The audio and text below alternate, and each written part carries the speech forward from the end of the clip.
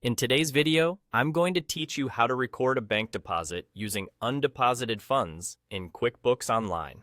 Knowing how to do this is essential for managing your finances accurately and ensuring your books are always up to date.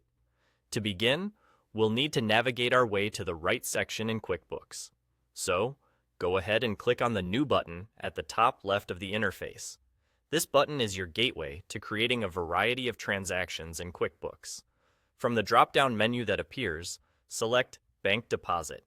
This action will take you to a new window where you can handle the deposit details. Now that you're in the bank deposit section, the first thing you need to do is select the account into which the deposit will be made. This step is crucial because it determines which of your accounts in QuickBooks will reflect the deposit. Make sure you pick the right one, whether it's your main business account or perhaps a savings account that you use for specific purposes. Once you've selected the appropriate account, it's time to choose the date for the deposit. The date is important for record keeping and for aligning the transaction within your financial statement's time frame.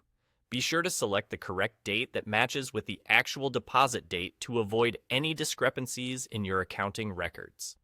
In this section of QuickBooks, you'll see all the transactions you've previously listed as undeposited. QuickBooks gathers these to save you time and to ensure that you don't accidentally miss logging any funds. It's now your job to review these transactions and check the checkboxes next to the ones you want to deposit.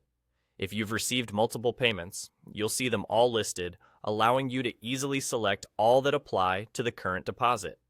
If your deposit includes additional funds that haven't been listed in those undeposited transactions, you aren't stuck just yet. You have the option to input additional fund details below the list of transactions. This feature is handy if you happen to be depositing cash or checks that were not recorded as undeposited funds previously. This way, you ensure the deposit amount is accurate and reflective of all funds you're taking to the bank. After you've double-checked everything and are satisfied with your selections and any additional details you've entered, it's time to finalize the process. Click the Save button, and just like that, you've successfully recorded a bank deposit using undeposited funds in QuickBooks Online. It really is that straightforward. The more you familiarize yourself with this process, the more efficiently you'll be able to manage your business transactions.